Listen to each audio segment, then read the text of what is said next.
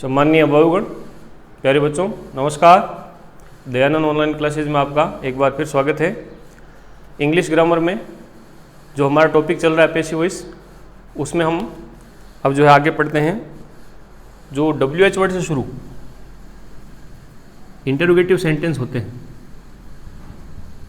उनकी passive voice कैसे बनाई जाती है।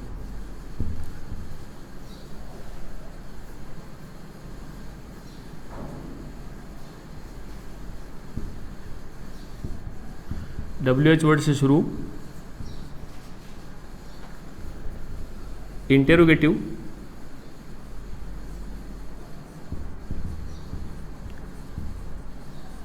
सेंटेंस की पैसिव वॉइस।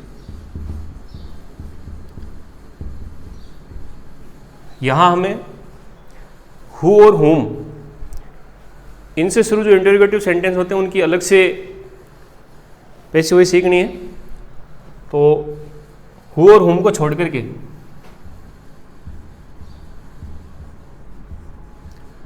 अन्य जो WH टाइप इंटरोगेटिव सेंटेंस है उनकी पैसिव वॉइस हम यहाँ देखते हैं।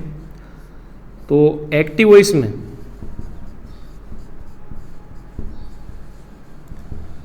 इनका जो इंटरोगेटिव फॉर्मूला होगा वो इस प्रकार से होगा कि स्टार्ट जो है वो WH वर्ड से होगा। इसके पश्चात हमें हेल्पिंग वर्ब देखने को मिलती है।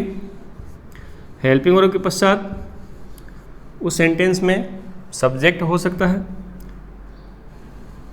सब्जेक्ट के पश्चात टेंस वाइज मेन वर्ब हो सकती है और उसके पश्चात ऑब्जेक्ट हो सकता है और इंटरोगेटिव मार्क होगा। अब जब आप इसका पैसिव वॉइस तैयार करोगे तो जो WH वर्ड यहाँ पर है एज इट इज, इसी को हम यहाँ पर लिख देंगे।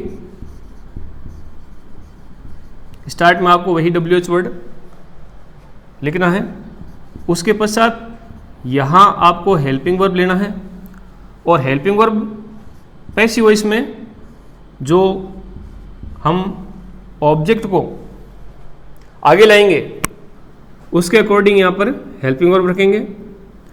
क्योंकि हमने टेंस के जो पार्ट देखे थे 12, जिनमें से 8 भाग यानी 8 पार्ट जो है जिनकी पैसिव वॉइस बढ़ती है, उसी के अकॉर्डिंग किस टेंस का यहाँ पर सेंटेंस आया है और उसकी उस टेंस में पैसिव वॉइस कैसे बनती है, उसी हिसाब से हमें यहाँ हेल्पिंग वर्ब यूज़ करनी है। फिर ऑब्जेक्ट के बाद में फिर जो मेन वर्ब है वो चाहे किसी फॉर्म में हो, हमें यहाँ मेन वर्ब की थर्ड फॉर्म में उसे चेंज करना है।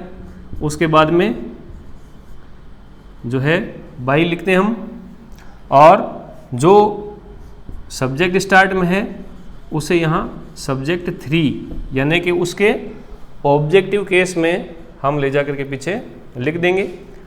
तो WH वर्ड में भी ये फॉर्मूला हमने लिया है, लेकिन कई WH वर्ड ऐसे हैं जिनके लिए कोई ना कोई चीज़ आपको यहाँ मिस मिल सकती है। जैसे वर्ड से शुरू अगर WH वर्ड आता है तो इस प्रकार के सेंटेंस में हमें ऑब्जेक्ट नहीं मिलेगा, क्योंकि वर्ड के द्वारा ऑब्जेक्ट को ही पूछा जाता है। तो और भी कई स्थितियाँ बनती हैं। जैसे हु के द्वारा अगर WH वर्ड, हु के द्वारा अगर कोई सेंटेंस बना हुआ है तो उसमें आपको सब्जेक्ट नहीं मिलेगा, क्योंकि ये सब्जेक्टिव केस होता है, ये सब्जेक्ट को ही पूछता है। तो इस प्रकार से हम अलग अलग जो WH वर्ड हैं उनके द्वारा जो सेंटेंस बनेगा वो WH वर्ड उस प्रश्न में क्या पूछ रहा है वो चीज़ हमें मिस मिलेगी। तो अभी आपके ये चीज़ है, आगे जो हम एग्जाम्पल लेंगे उनमें अच्छी तरीके से समझ में आ जाएगी। तो अब हम कुछ एग्जाम्पल लेते हैं जिनसे हम इस चीज़ को अच्छे से क्लियर करते हैं।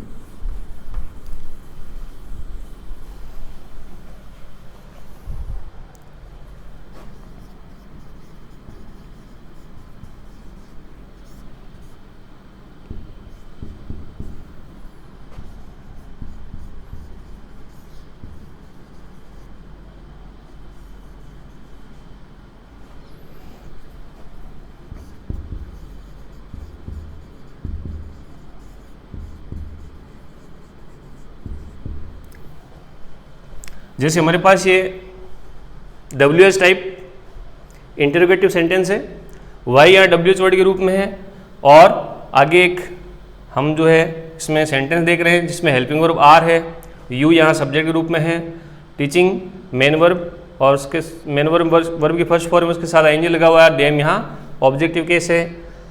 अब इसकी पैसिव वॉइस बनाएंगे तो जो फॉर्मूला हमने लिखा था उसके अकॉर्डिंग हमें WH वर्ड को यहीं रखना है। इसके पश्चात आपको यहाँ हेल्पिंग वर्ब लेनी है। हेल्पिंग वर्ब हम इस ऊपर वाले वाक्य के अंदर, ऊपर वाले सेंटेंस में जो टेंस आया है उसकी हम पैसिव वॉइस कैसे बनाते हैं उसके अकॉर्डिंग लेनी है। तो हमने यहाँ देखा कि ऊपर वाले वाक्य में प्रेजेंट कंटिन्यूअस टेंस की स्थिति बन रही है, पैसिव वॉइस में जब हम जाते हैं तो हेल्पिंग वर्ब इजारम ली जाती है। अब यहाँ आपको इजारम में से एक हेल्पिंग वर्ब लिखनी है, लेकिन ये इजारम हेल्पिंग वर्ब डिपेंड करेगी ऑब्जेक्ट पर, यानी जो ऑब्जेक्टिव केस आगे आएगा। तो ऑब्जेक्टिव केस हमारे पास यहाँ पर देम है, देम को हम आगे लाएंगे तो ये बनेगा दे। तो दे के लिए आपको हेल्पिंग वर्ब क्या लेनी है, आर, वाई आर दे। इसके बाद मेन वर्ब की थर्ड फॉर्म आपको तैयार करनी है, लेकिन आईएनजी जो है उसे हम किसके साथ लिखेंगे, बी के साथ, बीइंग, और फिर टीच की थर्ड फॉर्म होती है taught. Why are they being taught by, और यू का ऑब्जेक्टिव केस यू ही होता है और इंटरोगेटिव मार्क लगेगा। तो इस प्रकार से हमने पैसिव वॉइस बनाई।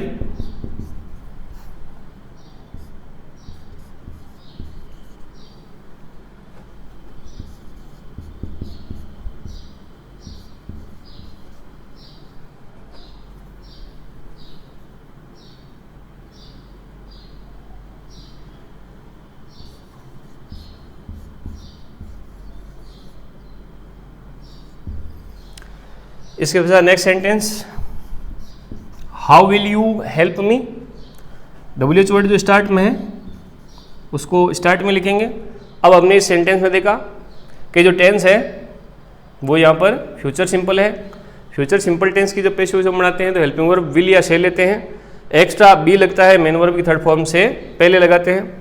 तो हाउ, उसके बाद मी को अगर हम आगे लाएंगे तो ये ऑब्जेक्टिव केस आगे आकर के सब्जेक्टिव केस में चेंज होगा, तो उसके लिए जो हेल्पिंग वर्ब है वो हम शैल यूज करेंगे, हाउ शैल आई। इसके बाद हमने पढ़ा था फ्यूचर सिंपल टेंस में कि बी लगाते हैं और मेन वर्ब को थर्ड फॉर्म में चेंज कर देते हैं, how shell I be helped by, और यू का ऑब्जेक्टिव केस यू ही होता है, इंटरोगेटिव मार्क लगेगा। इसके बाद आगे हम नेक्स्ट सेंटेंस लेते हैं।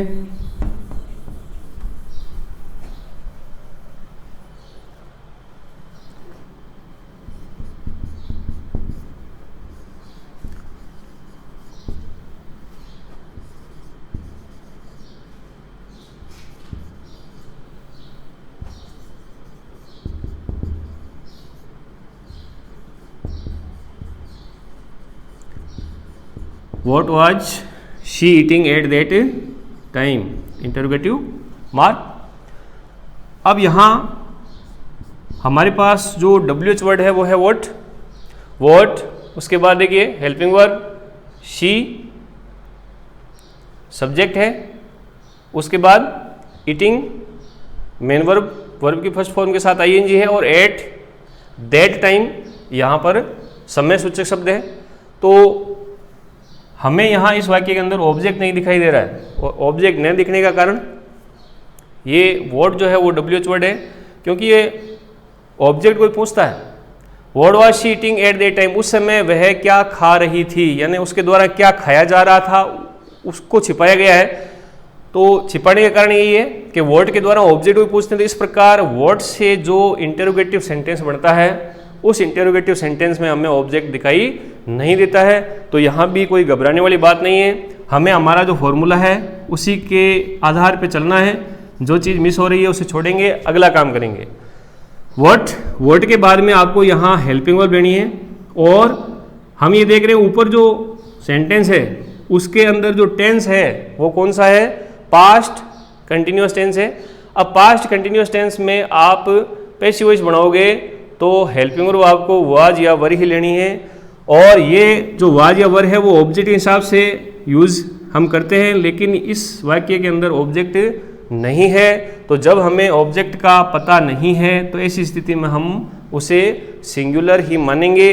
तो आपको हेल्पिंग वर्ब सिंगुलर ऑब्जेक्ट मानते हुए लेनी है, तो यहाँ हम वॉज का यूज ही करेंगे। इसके बाद नेक्स्ट अगला नंबर आता है ऑब्जेक्ट का। ऑब्जेक्ट हमारे पास इस वाक्य में है नहीं, तो फिर उसके बाद नेक्स्ट जो नंबर है वो होगा वर्ब की फर्स्ट फॉर्म को थर्ड फॉर्म में चेंज करना। लेकिन यहाँ आईएनजी फॉर्म है तो बी के साथ आईएनजी लिख दिया, तो बीइंग ईटन बाई, और शी का ऑब्जेक्टिव केस होता है हर। उसके बाद में समय सूचक शब्द अपनी जगह ही रहेगा।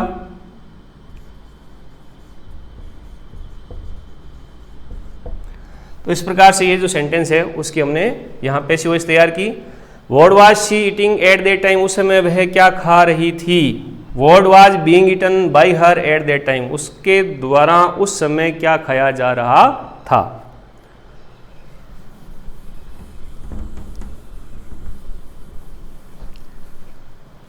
नेक्स्ट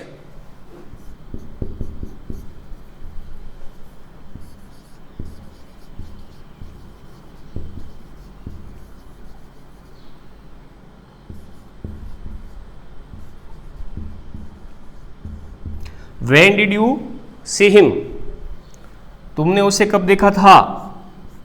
अब देखिए इसकी पेश वॉइस तैयार करते हैं। WH वर्ड हमारे पास है when को हमने स्टार्ट में लिख दिया। इसके बाद यहाँ हम देख रहे हैं जो टेंस है वो पास्ट सिंपल टेंस है। जब आप पास्ट सिंपल टेंस की पेश वॉइस पढ़ाओगे तो आपको हेल्पिंग वर्ब वाज या वर लेनी होती है, और ये ऑब्जेक्ट के अकॉर्डिंग आती है। ऑब्जेक्ट हमारे पास यहाँ हिम है, इसे आगे लाएंगे, सब्जेक्टिव केस इसका ही होगा, तो ही के लिए हम वॉज लेंगे, was he, when was he.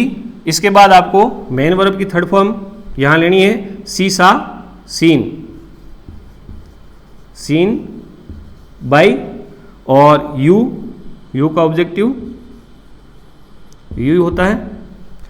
When was he scene by you.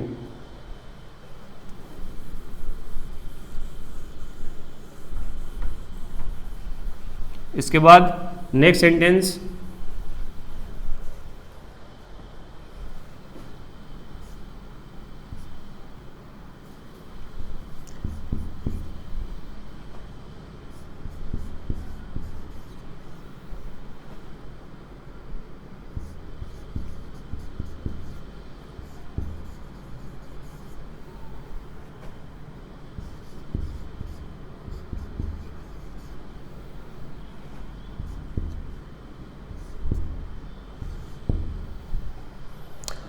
How have they solved it, उन्होंने इसे कैसे हल किया है।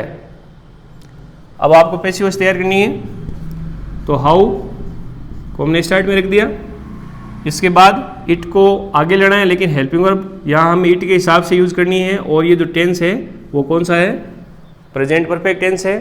वर्ब की थर्ड फॉर्म ऑलरेडी यहाँ पर है, और ऐसी स्थिति में हमने पहले पढ़ा था कि परफेक्ट टेंस में जो वर्ब की थर्ड फॉर्म आती है उसके आगे हम BEEN यानी बीन लिखते हैं। हैज इट के अकॉर्डिंग आया यहाँ ऑब्जेक्टिव केस इट था, इसे हम आगे लाए, आगे सब्जेक्टिव में चेंज हुआ, इट ही होता है, तो हाउ हैज इट। उसके बाद आपको मेन वर्ब की थर्ड फॉर्म के आगे BEEN बीन लिखना है। बीन सॉल्व्ड बाई दे का ऑब्जेक्टिव केस देम।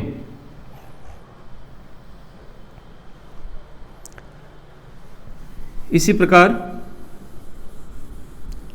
और सेंटेंस लेते हैं हम एक,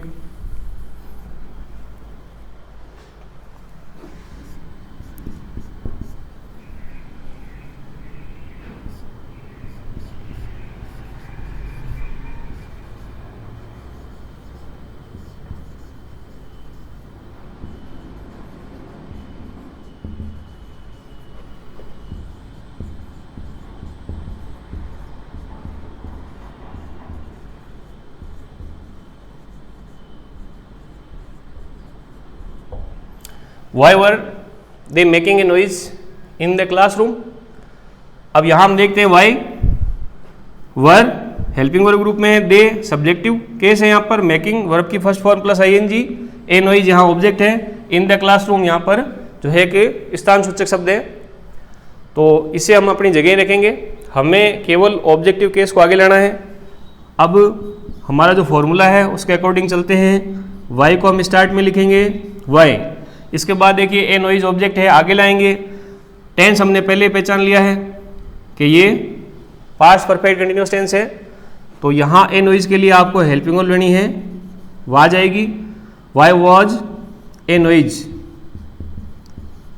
इसके बाद मेन वर्ब की फर्स्ट फॉर्म को थर्ड में चेंज करना है, मेक, मेड, मेड, लेकिन आईएनजी जो है वो हम किसके साथ लिखेंगे, बी के साथ, being made. Why was a noise being made by, और देखा objective case them in the classroom, और इंटरोगेटिव मार्क लग जाएगा। तो इस प्रकार से हम जो है इस WH वर्ड से शुरू इंटरोगेटिव सेंटेंस की पैसिव वॉइस बनाएंगे।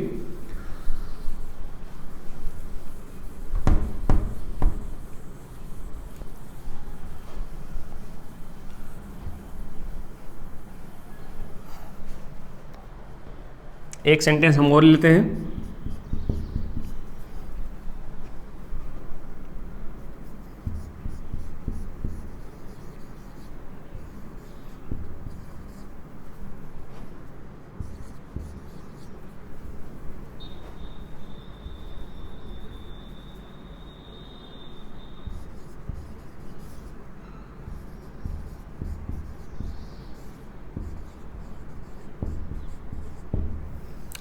Where did she buy a story book.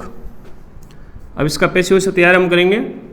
तो देखिए वेयर WH वर्ड है, इसको यहीं लिखेंगे। इसके बाद पास सिंपल टेंस है, a book, A story book को हम आगे लाएंगे, लेकिन हेल्पिंग वर्ब हमें वॉज या वर में से लेनी है। सिंगुलर ऑब्जेक्ट है इसलिए वॉज लिख दिया। Where was a story book. इसके बाद मेन वर्ब में बाय है, थर्ड फॉर्म इसका bought. Where was a story book bought by she का ऑब्जेक्टिव केस हर होगा। तो इस प्रकार से जो WH वर्ड आते हैं हु और हुम को छोड़ करके, उन WH वर्ड से शुरू इंटरोगेटिव जो सेंटेंस है उनकी हम पैसिव वॉइस आसानी से बना सकते हैं। इसके बाद नेक्स्ट आगे हम लेते हैं हु से शुरू।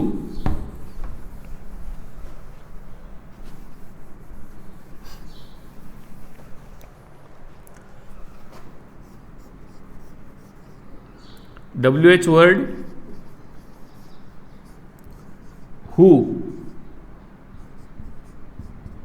हु से शुरू इंटरोगेटिव सेंटेंस की पैसिव वॉइस। देखिए यहाँ हमें थोड़ा ध्यान लगा करके समझने की आवश्यकता होती है कि कुछ थोड़ा सा यहाँ हमें ध्यान रखना होता है, क्योंकि इसमें गलती होने के चांसेस ज़्यादा होते हैं। तो एक फॉर्मूला के माध्यम से हम यहाँ एक सूत्र यहाँ तैयार करते हैं। एक्टिव वॉइस और पैसिव वॉइस।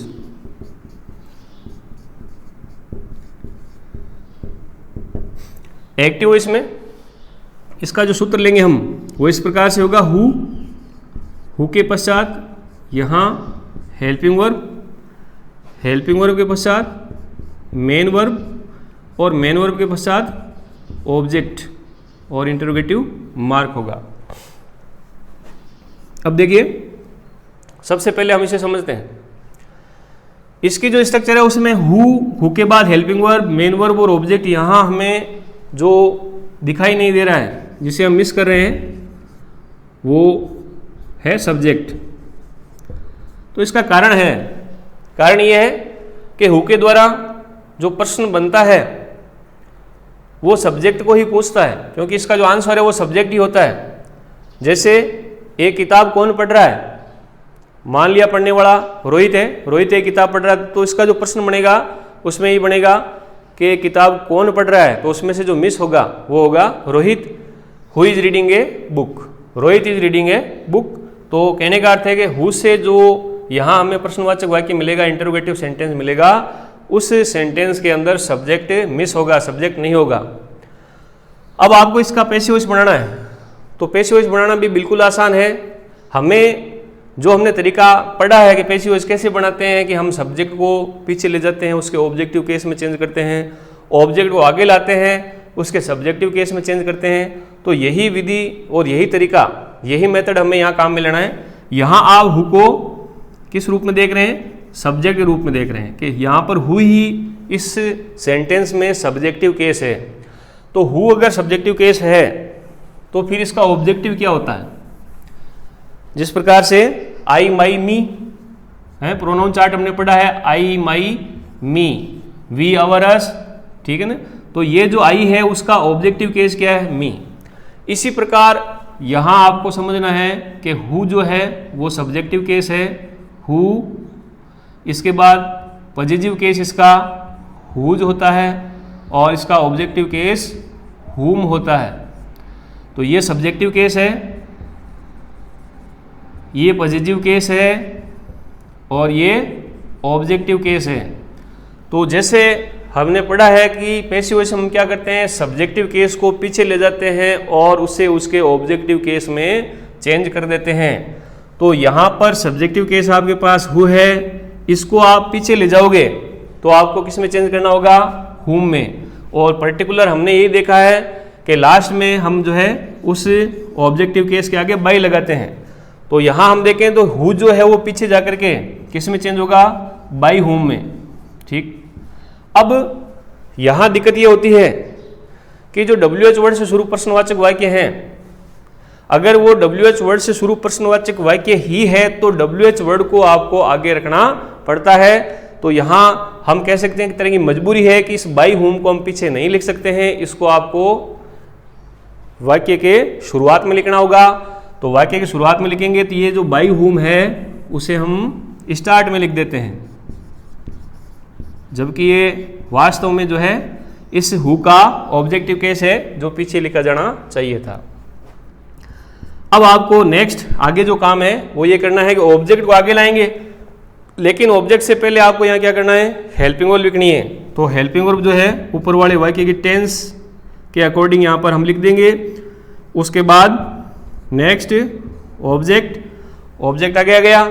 इसके बाद जो मेन वर्ब है उसको मेन वर्ब की थर्ड फॉर्म में चेंज कर देते हैं और इसके बाद यहाँ बाई होम लास्ट में होना चाहिए था, हमने उसको पहले लिख दिया है। तो हमारा जो सेंटेंस है वो कंप्लीट हो गया और यहाँ प्रश्नवाचक चिन्ह लगा देंगे। एक बार वापस देखें कि इस हु को हमें पीछे ले जाकर के बाई होम इसके ऑब्जेक्टिव केस में लिखना है, लेकिन जो हमारी मजबूरी है कि ये इंग्लिश सेंटेंस है, WH वर्ड है, अगर ये प्रश्नवाचक वाक्य है तो इस WH वर्ड को आपको सेंटेंस के स्टार्ट में लिखना होगा। तो हम हु का जो ऑब्जेक्टिव केस बाई होम बनता है उसे यहाँ स्टार्ट में लाके लिखते हैं बाई होम। उसके बाद में हेल्पिंग वर्ब यहाँ जो आएगी वो ऑब्जेक्ट के अकॉर्डिंग आएगी और फिर मेन वर्ब को उसकी थर्ड फॉर्म में चेंज कर देते हैं।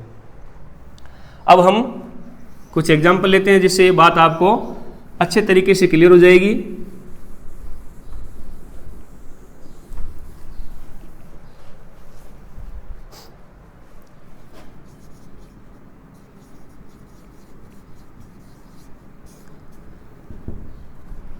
जैसे सेंटेंस हमारे पास है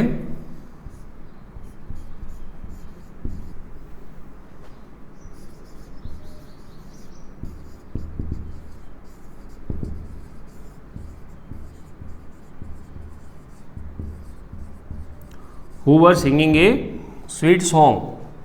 तो यहाँ सब्जेक्टिव केस ये है, इसे पीछे ले जाकर के हमें बाई होम में चेंज करना है, लेकिन हम पीछे नहीं लिख सकते हैं तो उस बाई होम को हमने स्टार्ट में लिख दिया बाई होम।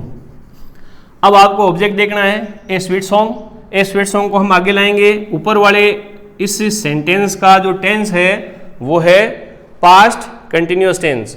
तो पास्ट कंटिन्यूअस टेंस में आपको हेल्पिंग वर्ब वाज या वर लेनी होती है। तो ए स्वीट सॉन्ग के लिए हम क्या लेंगे, वाज।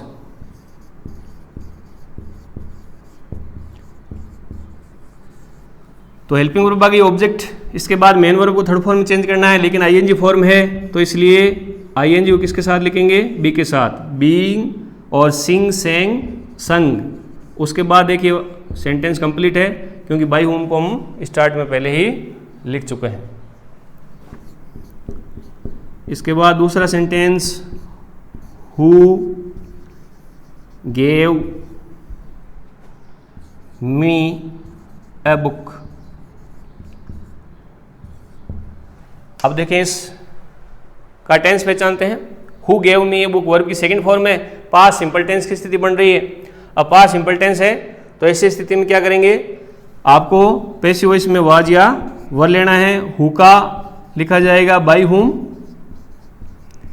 इसके बाद में हेल्पिंग वर्ब, यहां हम देख रहे हैं दो ऑब्जेक्ट हैं, ऑब्जेक्ट 1 और ए बुक ऑब्जेक्ट सेकंड। आप कोई सा भी एक आगे ला सकते हैं। यदि मी को आगे लाते हैं तो आपको लिखना होगा वॉज और मी का आई होगा।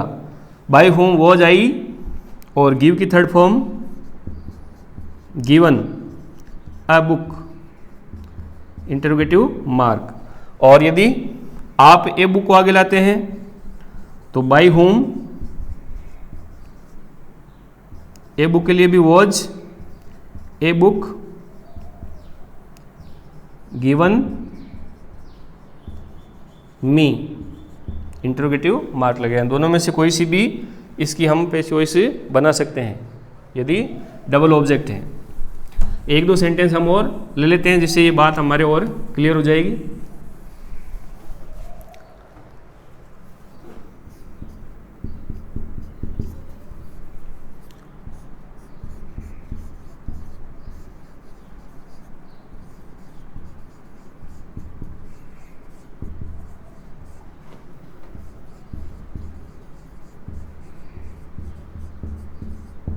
Who has completed homework. अब इसका पैसिव वॉइस तैयार करेंगे। हु को हम लिखेंगे बाई हुम। इसके बाद देखो ऑब्जेक्ट आगे लेना है होमवर्क, उसके लिए आपको हेल्पिंग वर्ब हैज या हैव में से लेनी है। हैज ही आएगी, हैज होमवर्क। वर्ब की थर्ड फॉर्म है और हमने पढ़ा है कि वर्ब की थर्ड फॉर्म आती है तो उसके आगे हम बीन लगाते हैं।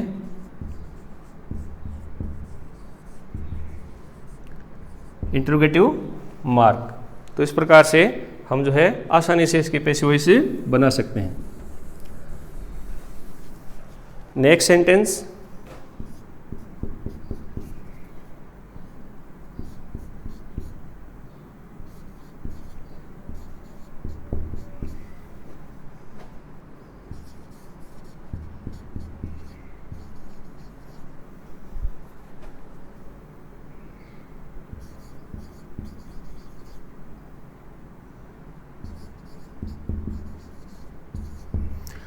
डबल ऑब्जेक्टिव सेंटेंस है हमारे पास ये इंटरोगेटिव रूप में। आप कोई सा भी बना सकते हैं। By home. अब देखो यहाँ पर फ्यूचर सिंपल टेंस है। ऑब्जेक्टिव हम यदि मी को आगे लाते हैं तो उसके लिए हेल्पिंग वर्ब शेल, मी ऑब्जेक्टिव, आगे आगे सब्जेक्टिव में चेंज होगा आई। उसके बाद पढ़ा था हमने फ्यूचर सिंपल टेंस में मेन वर्ब की थर्ड फॉर्म से पहले हम बी लिखेंगे और फिर उसका थर्ड फॉर्म बना देंगे। Be given some coins, interrogative mark. By whom shall I be given some coins. यदि आप सम कॉइन्स को आगे लाते हैं तो पैसिव वॉइस क्या होगी, बाय होम सम कॉइन्स के लिए यहाँ will, by whom will some coins be given me और इंटरोगेटिव मार्क लगेगा। तो आज हमने WH वर्ड जो है उनकी पैसिव वॉइस कैसे तैयार की जाती है उसके बारे में पढ़ा। और हु के द्वारा एक बहुत ही इम्पोर्टेंट ये पार्ट है इस पैसिव वॉइस का।